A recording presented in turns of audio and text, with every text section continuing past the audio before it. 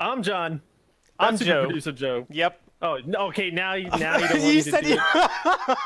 I said you wanted me to do it, I and then I know, was gonna do it. you said no. We don't need that. we already we I came was out the joking. I was joking. we came out Ah, the man, we're gate. just stumbling out the gate. Wait. Okay. Hang on. Take two. Do it again. Let me. All right. I'm John. Oh wait. I thought you. Nope, we're not gonna get this down right. Wait. No. Introduce me. Okay. Do it again. Sorry. All right, fine. I'm John. That's super producer Joe. Yo. This is the Pick and Pop episode 1. Doing things a little bit differently, but this is still the We Got Next podcast. All right, Joe. Let's jump into this. The lead. What are you leading off with? The lead off. Washington football team are your NFC champions. On that petty from the Eagles. The Giants haven't beaten the Cowboys earlier in the day. Just needed the Eagles to beat Washington. Washington played like a team that knew it was on the brink of a postseason. Eagles played hard too. Apparently, the coach did not. In the fourth, Doug Peterson subbed out Jalen Hurts for career third stringer Nate Sudfeld in the game at for the quarterback position. Sudfeld was awful and the Eagles lost. He looked terrible. There were so many people that were upset and they were just confused. Some people were scared. They were like, "Ugh, what's happening?" Like the coach said, "Yeah, I was coaching to win." And then he mentioned all the stars that were playing, which didn't matter because they got it was too late. It was too late by then. They got an advance on draft picks and caused the Giants to miss out on the playoffs. John, how the heck is putting in Sudfield coaching to win the game? Coaching to win the game. Yeah, how is You're that? trying to get your reps in. You're trying to get your future ready. We already had a quarterback situation in Philadelphia in the first place. Yeah, I know it's a little bit rocky. Your former starter, Carson, don't call me Pete Wentz, was injured and then played poorly. Then you got this young Thundercat coming up in here with Jalen Hurts taking that quarterbacking position. But you also want Sudfeld to come in too, just in case something happens. Maybe Hurts, hopefully doesn't get Hurts. Then we'll be fine. This was not the time to get Joe, no, this was the perfect time for the New York Giants to not get in the playoffs. It's their greatest cherry on top to the mess that was the NFC East the whole season. It was always up in the air, and it should not have come down to like the last seconds of this game for it to be like, all right, now we have an NFC champ. But this is what you needed for the cherry on top that was the NFC East. Not a good time though to get a third string quarterback reps. He was not coaching to win. He's lying. Joe, if now is not the time, then when are you gonna do it? If not now, that's win. Hey, that's all I'm saying. If not now, win. Also, Doug Peterson still has a job. Postponed a playoff game on Tuesday morning earlier this week. At the time of this recording, the league inched closer to the unknown when the Cleveland Browns, who made the playoffs for the first time since 2002, received 5 positive tests, including head coach Kevin Stefanski, causing the team facility to shut down. And throughout the week, we were just getting reports from Tuesday pretty much up until this point. And likely Wednesday, they did postpone on Wednesday. It's just been up in the air. Over the past few weeks, the Browns have have placed 17 players on their COVID-19 reserve list. Contact tracing is underway. And as of right now, they're still going to be playing the Pittsburgh Steelers. Joe, would it be terrible if the game was pushed back? I think so, because you're going to have a lot of fans upset that now people have extended buys, basically. Like not only extended buys, but people that don't have buys have more time in between games. So that creates an unquality, high-end product that the NFL loves to provide. So I don't think it's going to give more reasons for fans to not like something when the NFL fans are already finicky. Yes, it would be very terrible. They shouldn't even have them, but it would be terrible. I think it would be good for this team to be played because now you don't want to come in with an advantage of, oh, man, they have all their players and we didn't, and that's why we lost the game. I can almost smell those excuses coming up in the air. I was gonna say it happens every year, but people are still gonna say that because football is tough and it's hard, and they're playing hurt. Yeah, almost every player that is in a either skill position or a mash 'em up position, minus the kicker, punter, or whatever. Yeah, everyone's playing hurt, so that shouldn't be an excuse. Also, your team's development should also be on. See, Joe, that's why you play third string quarterbacks, God. just in case you gotta bring them in for some unknown reason. But no, I don't think it would be terrible. It would be unfortunate, like for television wise too. And if anything, that game would end up getting pushed to like a Tuesday or something, because that has happened already in this crazy COVID season of the NFL. Yeah. You end up getting a Monday night game, a playoff game at that. Sometimes it might get pushed to a Tuesday, and if all else fails, it's on a Wednesday, or it's just pushed back to a week later. They just literally keep moving the goalpost just by a day, and then you play your game. It's a playoff game, so you need to play it. So there's not going to be any question about that. But yeah, then it borders on territories of turning into a first round bye up until that point. But this team still has to play, and it's just going to get the rest of the schedule all a kilter. And I can see why people would not like that. I wouldn't like that if I was a fan of this, if my team was in the playoffs. But at the same time, you got to do what you got to do, and that's been the whole mentality for the NFL this season. Yeah, I think no games will be pushed ahead; they will always be pushed back. So at least fans can take solace in that, probably. A couple headlines here: home and home sets are helping reduce travel and exposure to the outside world. Pros and cons with that, just to name a few of them, being shacked up in a visiting city might hurt the road team, because they have some stuff to go out and do within reason, of course, unless you're, James Harden hitting that strip club action up. But the playoff-like approach makes these regular season matchups just a little bit more exciting. Yeah. To me, it makes it a lot bit more exciting. I'm not the casual viewer here.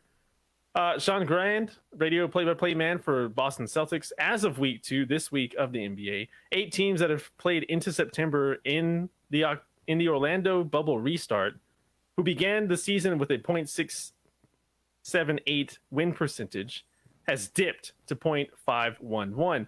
Meanwhile, the 8 teams that were not invited into the bubble, unsurprisingly, .297 to start the season in 19 and 20. Are .411 this year. They're still losing records, but whatever. Yeah. Is that a little bit worrisome for the defending champions?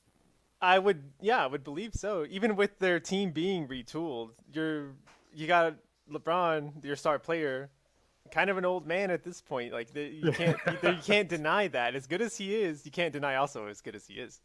As good as he is, his age. There's gonna be some drawbacks there.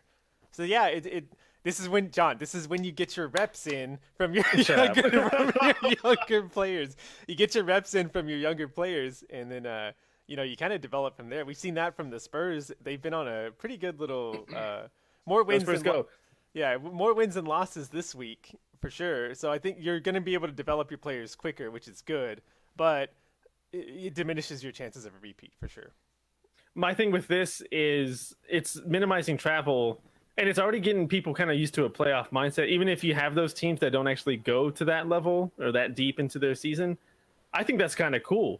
Mm-hmm. It makes it to where like, oh yeah, this is just a taste of what we can get to. And you're seeing these fringe teams play just that much harder. Yeah, the rest has something to do with that. Mm-hmm. But at the same time, it's kind of motivating them at the same time. Like, hey, we've been on the sidelines for a long time. This is a little bit of normalcy that we can return to in terms of actually going on the road and having the normal NBA experience. Yeah. So yeah, you're getting these dudes chomping at the bit, coming hot, hitting those threes because it's a 3-point league now. Mm-hmm. So, but yeah, I'm for this. I like how it's working so far, and I wouldn't be surprised if you also get games that are starting to be postponed too. So there's that little caveat that you have to take. Does the season end? Is it the same time frame? They just started in the middle of the season. I believe they use this opportunity for 72 games to end sooner because the Olympics are coming up. That's right. Yeah, so they wanted a little bit. Yeah, they wanted a little bit more of a leeway, and I don't want to disappoint the people that are looking forward to the Olympics having National Basketball Association players in it, but they might not be 100%. Yeah. And the worst part about that is it's not even affecting just the United States basketball team; it's global now.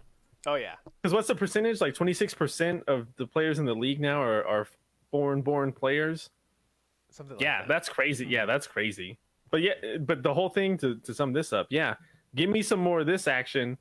Give me some more, of my Spurs on national television. NBA protests the right way, Joe, on this one. After the madness that was the Capitol being stormed, quote, the NBA had a lot to say on the matter, as they should, because it was ridiculous. Doc Rivers, he was out here. He said it's pretty disturbing, obviously sad. Could you imagine today if those were all black people storming the Capitol and what would have happened? So to me, this is a picture that's worth 1,000 words for all of us to see and probably something for us to reckon with again. No action by police, to sum that section of his quote. So it shows that you can disperse a crowd peacefully, I guess. So that would be one thing that's cool from it. Lloyd Pierce. Let's continue that trend, please. Yeah, Lloyd Pierce, also a coach in the NBA, he echoed that statement. Kings rookie Tyler Halliburton, he said, condense. Shout out to the phenom right now. He's balling out.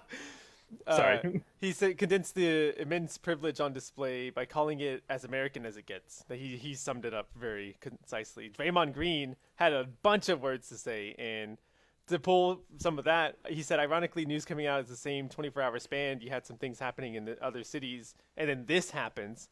He said, then you see that, it's like a slap in the face and an FU to every black person in America, which I wholeheartedly agree. It's like you went to one extreme in these other cities, and then this other extreme basically opening the freaking floodgates for him. For me, though, real quickly, I'll disagree with Draymond in saying that the protests that happened middle to late last year were of the right sense. Yeah. I get what he was saying with that, but for the most part, it also kind of normalized the vandalism part of it, and that doesn't sit well with me. But at the same time, a 7-Eleven burning down or like a corporate building burning down is not the same as a public building or like a government building, like being assaulted, looted essentially, and not broken apart or broken down, but broken into. Yeah, and they did make a mess, and there was a lot of sensitive information that was around there too, which should not. Oh yeah, CNN had an article about how are these desktops secure, and like a bunch of old people in there. Like I wouldn't trust that to like a two-factor authentication with that. We were thinking that too. Like old people have printouts instead of all their stuff on their computer, so yeah, you got to be super careful. For me though, to sum up my thoughts on this, one key act was that several teams initiated pregame gestures of solidarity. We had the Raps and the Suns, they joined hands. Bucks and Pistons took a knee when the game clock was going, so like off the tip-off first possession. Warriors Clips, they took a knee as well. Heat Celtic released a joint statement that thoughtfully captured their own hurt and frustration, punctuating discrimination-based contradictions on display as rioters sowed one of the country's most democratic days with chaos and violence. I think they're using their platform correctly. It's not about some people are like, oh, well, they're making a statement trying to make change. It's like, what are they changing? Nothing. It's like, no, but they're getting the word out and getting the awareness out. I was gonna get to that point too. And if you want to talk about effectiveness, essentially, I mean, there's a long way to go with this equality conversation, but it worked. Like people got out and voted, and the players and athletes and famous people it doesn't even matter which side it is. They had the platform, they put the message out, and they actually got people to participate in their civic duty to be citizens, pretty much. And I think the push for everyone was asking, after all this activism and things that happened, what now? It's like, yeah, that's a good question to have, a good question to raise, and get people thinking about it. And then hopefully it inspires more people to take other action on the, more peaceful side of the equation. Yes, absolutely. Marvin Bagley's pops was going off on Twitter after his son Marvin Bagley III was benched for a poor performance in the game at the beginning of the calendar year. Oof. This is from tweets at Team Bagley at Sacramento Kings. Please trade Marvin Bagley III ASAP. Love, Coach Bagley. Coach Bagley. Marvin Bagley Jr. is an AAU coach and has been doing circuits like that for a while. Another tweet. What sense, SINCE, does it make to treat Marvin Bagley III this way? No worries, it will surely work out. Hashtag Team Bagley. Flex emoji. Prayers emoji. Or is it high five emoji? High fives emoji? It's supposed to be high five, but everyone has interpreted as prayers. Nah, prayers up. Also, son. That's what poop it is. emoji is supposed to be ice cream emoji. Go figure. Is it? Yeah. Yes. No. They said no. That was actually chocolate ice cream, not poop. But everyone just made it poop. And it's like, like no, put it in a cone. Full like, who just has ice cream just on like a level surface? Just like here's some soft serve just sitting on a counter. No, that's not how ice cream works. Soft serve, but it's warm. Ugh. Joe, is there any time in our life that Dad spoke up on us and was acting a fool? I can't. Not that I would know of. I guess if he did it, he did it really well because I have no recollection of it. Maybe. Well, Dad's also pretty intimidating too, so I doubt he had to say very few words. Dad will actually hit that flex there, right there, and just like muscles pop in, and then he's got the right stature and posture. It's like, yeah, no one's gonna mess with Pops. His 22-inch pythons. I don't think Dad's arms are that big. He's all say your prayers and eat your vitamins over here. Dad would be like, say your prayers, I'm whooping ass. Prayer hands emoji. Protect your ass. Prayer hands emoji. Prayer hands emoji. Prayer hands emoji. Yeah, I'm not for that.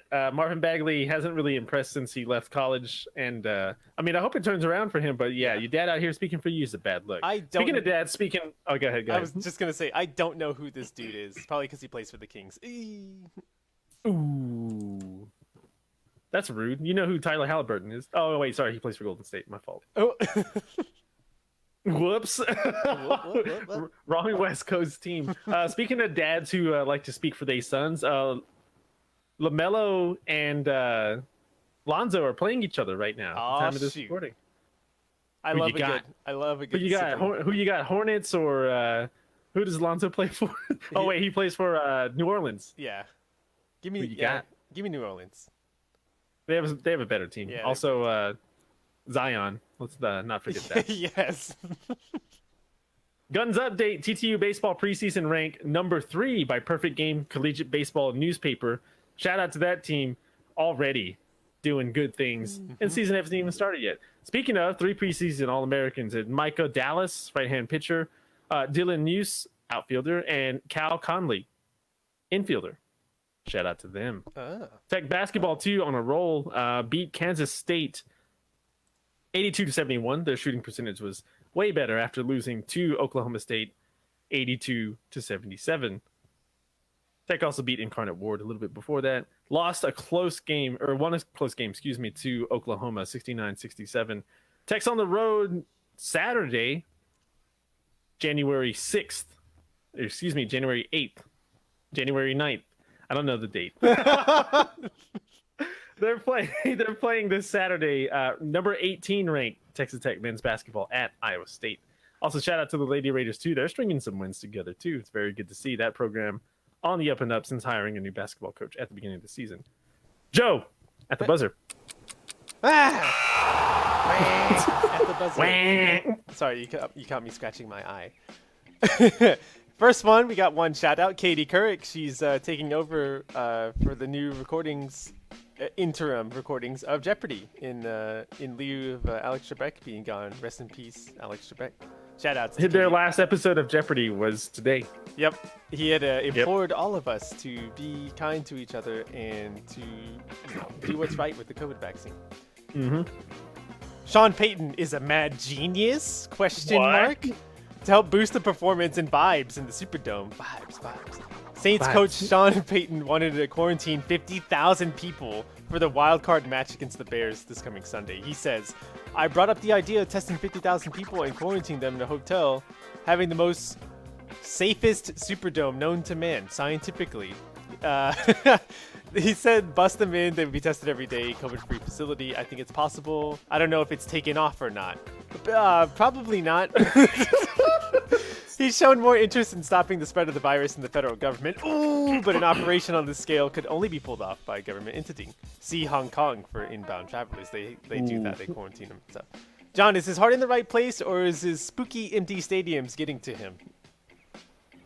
No. Get every advantage you can. We have fans here. You don't. I mean, they need it. They're playing they don't really need it, mind you. Yeah. Yeah. It's wild card weekend. The Saints 12-4 are playing the Bears, who kind of squeaked in at an 8-8. I actually think the Bears. They don't need it. The Bears have been, a little bit better at the end of the season, but I mean, you still got Drew Brees. I know he's getting old, but yeah. No.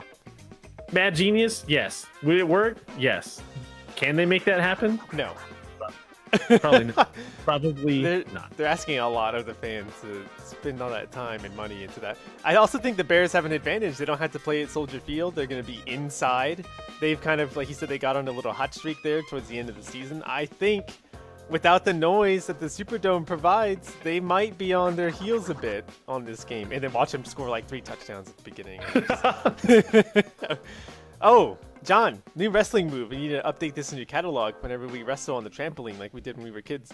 The Snoop Splash, new move. On Wednesday's show of AEW Dynamite, Snoop was a guest on the program. Near the end of the night, he showed up to perform lyrics to Cody Rhodes' new theme song, Your Boy Cody Rhodes. Company Rhodes during the match with Matt Sindel, against Matt Sindel, sorry. Rhodes got the win, but then got attacked by 2 cronies. Sindel helped him fight him off, and then Snoop came off the top rope and frog splash Serpentico, your boy, your other boy.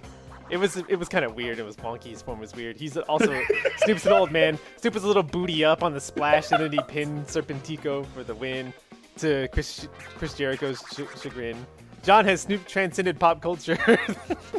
I think, yeah, dude, he's just like out of this world now with that. Like, I can imagine like Snoop just sitting there and his soul leaving his body. That's him with pop culture right now. This fool's everywhere. He didn't even let Snoop Lion changing his name hurt him at all. No, I know. He's still a cool dude. He still supports his teams. He's out here like an old man flopping off that top rope. But hey, he probably thought he was a little bit higher than. He's like, oh dang, this is a little bit higher than I thought it was gonna be. Also, and he's a tall dude, so yeah, like you forget your height. He's old. Yeah, he's old. Well, he's tall, skinny, so he's frail. It's tall, so it's way higher than you think. And then yeah, he's old. He landed on his feet first, and then just kind of rocked onto that guy. I shout out to Snoop for jumping off the top rope. Not everybody gets a chance to do that in your everyday life. I'm here for it. I'm here for it. Also, whenever you said his soul transcended his body, I just imagine he went like Avatar state and his eyes were glowing and he was just like last one. So here. is that move called the 420 splash? No. Oh my god. Last one here fell for the bamboozle. The worldwide leader in sports got hit with the okie doke when they published, then retracted the Dolphins had fired offensive coordinator Chan Gailey, per the source of Adam Schefter. Except, shortly after they republished a retraction, Gailey hadn't been fired. The story was removed from ESPN.com and replaced with a correction. They had also mentioned it on the 1 p.m. Eastern edition of SportsCenter. Holy God, how did this happen? Well, Twitter account @TuaNeedsHelp. @TuaNeedsHelp, which had changed the display name to Adam Schefter and had profile picture that Schefter. So they didn't check the @ on there. They said Dolphins had parted ways with offensive coordinator Chan Gailey, per source. 20 minutes later, ESPN published the story. God dang. So, John, is there blame to be put on anyone, or is it more entertaining that they got? It's both. Like that intern that was hoping to land a job somewhere in the summertime, he's done. Yeah. They out. Yeah. He or she, they are done. Also, Shefty, like, you got, dude. I think they talked about it on Get Up the next day. Like, so everyone was getting their shots in, but yeah, that's bad luck. That's bad luck. Yeah, especially, again, like I said, being the worldwide leader in sports, you have to be on it. I don't care who's at your news desk or what you're doing. You cannot let this slip. But I also think it's funny. You got to stay on your toes, keep your head on the swivel. All the sports metaphors you want to use, like. Also, Schefter has like 6 cell phones at any given moment checking sources. Like, no, that's more of a reason why he missed it. No, Adam Schefter. Yeah, I was gonna say it wasn't. It wasn't Schefter's. It wasn't his fault though. ESPN saw that tweet and then they're like, "Yep, let's run it," and then they like ran it. Boom, retweet. Yeah, hey, shout out to you. Shout out to you @TuaNeedsHelp because that's a great handle and that is the truth in that handle. Yep, absolutely, 100% agree. It's funny. Also, it sucks for the Dolphins. They won 10 games and didn't make the playoffs. Ah, yeah, that's the worst part of all that. That's some booty. Speaking of booty, we're at the tail end of this show. We're done. Thanks for joining us on Facebook Live. We do this. We're starting to kind of shape this back up on Tuesdays just so we can get ahead of the stories here a little bit. Basically, we can do this whenever we want. It's pick and pop. I can do it on the cell phone. Joe can do it on the cell phone. Jamari can do it on the cell phone. Juan can do it on the cell phone. He has a podcast out too, by the way. Go look that up. Has-Been's Sports Podcast. But yeah, anybody can do this. We're doing it. It's quick. It's fun. It's fast. Just the way we like it. Wait. No, wait. Thanks for joining us, Facebook. If you got comments even after this video is over, let us know what you want to. Let us know what you got on your mind. Also, wildcard picks: Colts over Bills. Give me Seahawks over Rams. Bucks over football team. A 7-9 team made the playoffs. Everyone, by the way. Shoot your shot, everybody.